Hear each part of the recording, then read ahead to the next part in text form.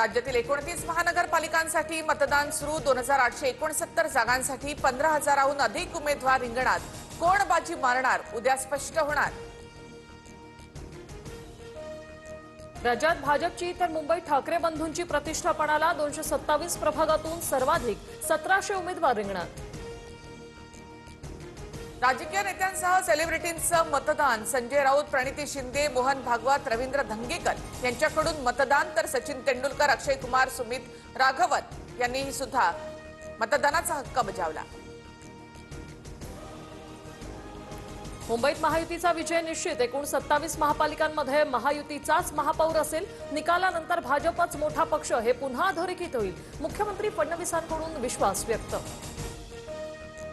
मुंबईची लढाई निवडणुकीपुरता नाही, मुंबई महापालिका जिंकल्यावर लढाईला सुरुवात होईल। संजय राऊतांचं विधान।